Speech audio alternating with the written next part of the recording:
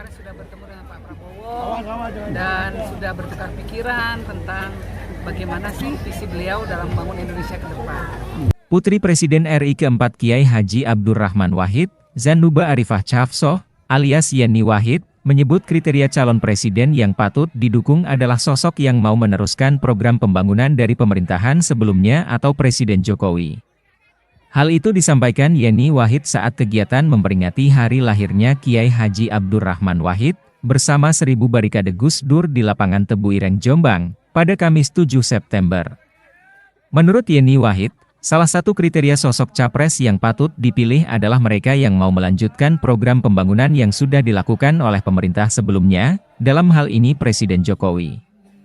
Yeni Wahid menyerukan terhadap seluruh barisan kader atau barikade Gus Dur, agar tetap satu komando untuk memutuskan dukungannya dalam memilih capres pada Pilpres 2024 mendatang.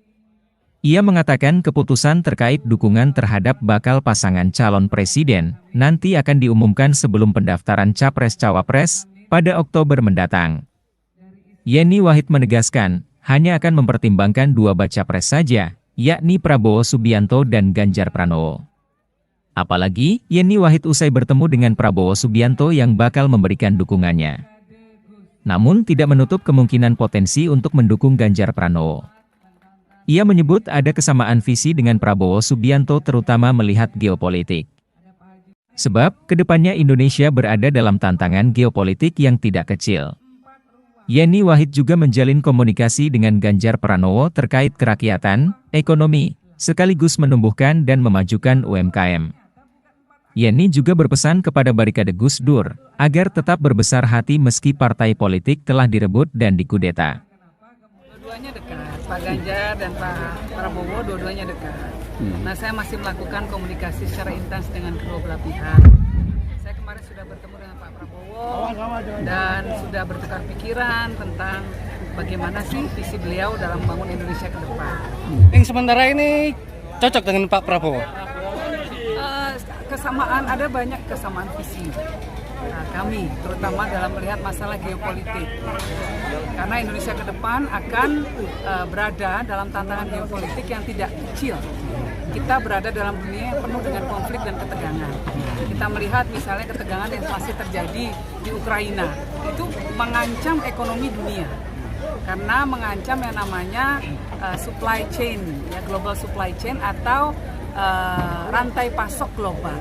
Artinya banyak barang-barang yang tidak bisa didistribusikan, tidak bisa kita dapatkan hanya gara-gara ada konflik.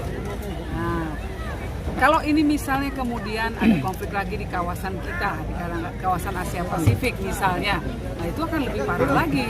Nah, jadi artinya dunia bisa terjadi resesi. Nah, hal-hal semacam ini harus disadari oleh pemimpin ke depan bahwa masih ada potensi-potensi ketegangan, eskalasi konflik di kawasan kita sendiri.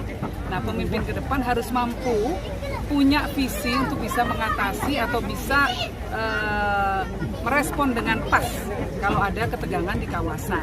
Jadi kalau ada masalah geopolitik ini hal-hal yang saya bicarakan salah satunya dengan kelompok Pak Prabowo misalnya. Kalau dengan Pak Ganjar banyak soal-soal kerakyatan, soal-soal kemanusiaan itu banyak kita bicarakan.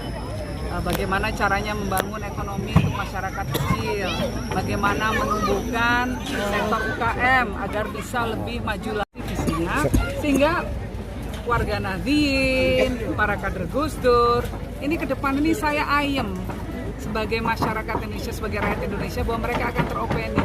Tugas saya sebagai orang yang dilihat sebagai simbol dari gerakan kelompok Gus Dur, kelompok politik Gus Dur, tugas saya adalah memastikan bahwa pemimpin ke depan itu betul-betul bisa mengayomi rakyat, menciptakan kesejahteraan. Ini kan aspirasi masyarakat akar rumput yang jadi pertimbangan kita. Nah, bukan 3 pasang calon lagi. Artinya cocoknya menjadi cawapres siapa nih? Pilihannya ke cawapres ke Prabowo, sudah ada tawaran atau seperti apa kepada jenengan ini? Kita masih bicara pada tataran kebangsaan. Ya, kalau politik praktis saya rasa semua calon presiden harus dibebaskan untuk menentukan calon yang akan mendampinginya. Soal klaim Caimin yang didukung seluruh kiai-kiai terkait suara NU,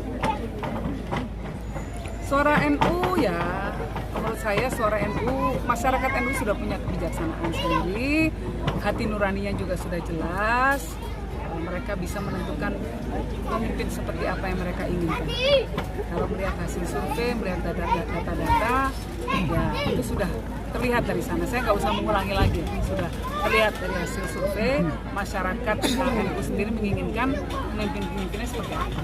Ini tenggang waktunya kapan menjatuhkan pilihan dari dua sosok tadi? Oktober pertengahan tuh. Oktober lah.